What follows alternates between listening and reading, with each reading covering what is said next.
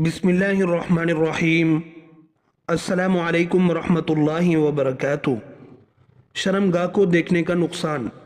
हदीस नबवी के मुताबिक हज़रत अब्दुर्रहमान बिन अबी सईद रज़ी अल्लाह अन्हु से रिवायत है कि नबी करीम सल्लल्लाहु अलैहि वसल्लम ने इरशाद फरमाया कि न कोई मर्द किसी मर्द की शर्मगाह देखे और न ही कोई औरत किसी औरत की शर्मगाह को देखे, और न ही कोई मर्द किसी मर्द के साथ एक कपड़े में लेट कर सोए, क्योंकि इस सूरत में हराम कारी और बदकारी का अंदेशा ज्यादा रहता है कि एक दूसरे के जिस्म के साथ लेटे हुए हों तो शावानी ख्यालात तहर्रुक होते हैं और शहवत बरंगेख्ता होती है। शर्मगाह की तरफ नज़र करना, शर्मगाह का देखना, ये भी बदनज़री की सूरत है। ये किसी भी तरह जायज़ नहीं कि इंसान किसी की शर्मगाह देखे, इससे बेशुमार नुकसानात पैदा होते हैं। शरीयत ने तो मियाँ बीवी के लिए और ख़ुद इंसान के लिए हिदायत की है कि वो एक दूसरे की शर्मगाह देखने और अपनी शर्मगाह देखने से परहेज़ करें।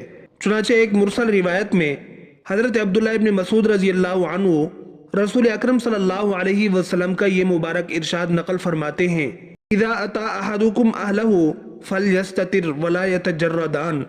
जब तुम में से कोई शख्स अपनी बीवी के पास जाए तो हत्तल इम्कान सतर पोशी करे और जानवरों की तरह बिल्कुल नंगे न हो जाया करें। मालूम हुआ कि हया और अदब व एहतराम का तकाजा ये है कि मियाँ बीवी भी एक दूसरे के सतर को न देखें। हज़रत आयशा रज़ी अल्लाह अन्हा फरमाती हैं कि पूरी ज़िंदगी न मैंने हज़रत सल्लल्लाहु अलैहि वसल्लम का सतर देखा, न आप सल्लल्लाहु अलैहि वसल्लम ने देखा।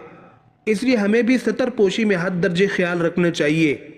इससे बढ़कर हया का तकाजा तो ये है कि हम तन्हाई के आलम में भी हत्तल इम्कान अपनी सतर को छुपाने का एहतमाम करें।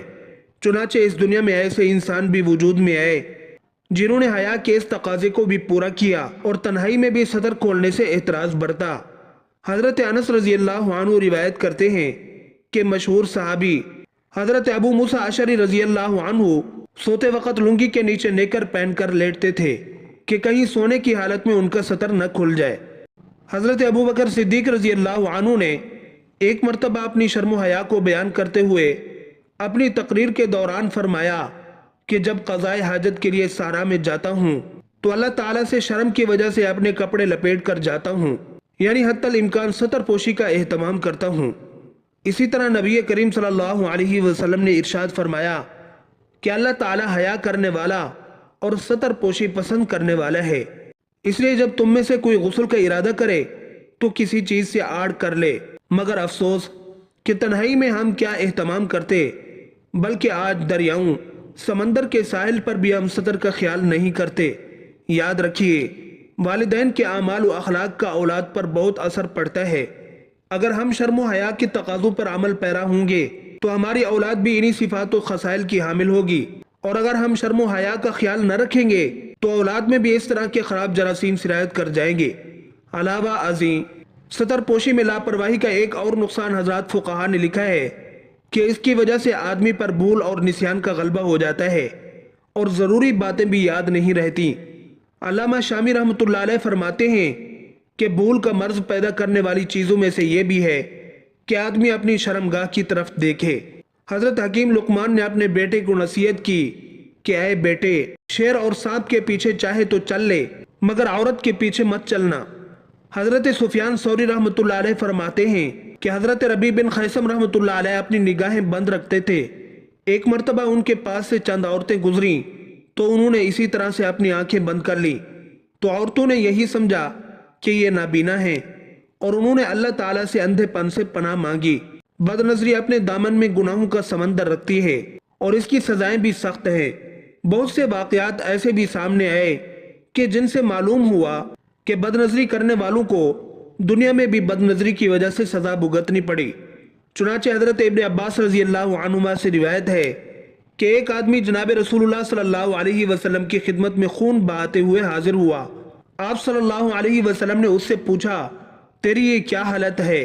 अर्ज़ किया, मेरे पास से एक औरत गुजरी थी, मैंने उसकी तरफ देख लिया, इसके बाद मेरी आंख उसकी ताक में रही और मेरे सामने एक दीवार आ गई जिसने मुझे ज़र्ब लगाई और ये कर दिया जो आप देख रहे हैं। मालूम हुआ अल्लाह ताला कभी कभी बंदे को बदनजरी की सज़ा दुनिया में भी दे देते हैं। ایسے سینکڑوں واقعات ہیں جو لائق عبرت ہے۔ چنانچہ امام ابن جوزی نے ایک واقعہ نقل کیا ہے کہ ابو عبداللہ ابن الجلا کہتے ہیں کہ میں کھڑے ہو کر ایک حسین صورت عیسائی لڑکے کو دیکھ رہا تھا تو میرے پاس سے حضرت ابو عبداللہ بلخی رحمۃ اللہ علیہ گزرے اور پوچھا تم یہاں کیا کر رہے ہو؟ میں نے عرض کیا اے چچا آپ کا کیا خیال ہے کہ یہ حسین صورت کافر ہونے کی وجہ سے دوزخ میں جلائی جائے گی؟ تو انہوں نے کندھے پر ہاتھ مارا اور فرمایا تم اس بد نظری کا وبال ضرور دیکھو گے اگرچہ کچھ مدت کے بعد۔ تو ابن الجلا فرماتے ہیں کہ میں نے اس کا وبال 40 سال بعد دیکھا کہ مجھے قرآن کریم بھلا دیا گیا۔ واقعہ سے معلوم ہوا بد نظری نہایت خطرناک گناہ ہے۔ بد نظری کی چند صورتیں۔ بد نظری صرف اس کا نام نہیں ہے کہ غیر محرم عورتوں کو دیکھ لیا یا بے ریش لڑکوں پر نظر ڈالی، بلکہ بد نظری ایک وسیع عنوان ہے جو بہت سے طریقوں اور صورتوں کو اپنے اندر جذب کیے ہوئے ہے۔ اگر دقیق نظر سے دیکھا جائے تو بہت سی صورتیں سامنے آئیں گی جن میں سے چند بیان کی جاتی ہیں۔ نمبر 1، دوسروں کے گھروں میں تانک جھانک۔ اس کی صورتوں میں سے ایک یہ بھی ہے کہ آدمی کسی دوسرے شخص کے گھر جائے اور داخل ہونے کی اجازت سے پہلے اس کے گھر میں یا کمرے میں دروازے، کھڑکی یا سوراخوں کے ذریعے جھانکے۔ یقیناً یہ بھی ایک خطرناک صورت ہے جس کے بارے میں آپ صلی اللہ علیہ وسلم سے سخت وعیدیں وارد ہوئی ہیں۔ مسلم شریف کی ایک روایت میں ہے جو متفق علیہ ہے کہ جو شخص کسی کے گھر میں بلا اجازت نظر ڈالے تو گھر والوں کے لیے اس کی آنکھ پھوڑ دینا جائز ہے۔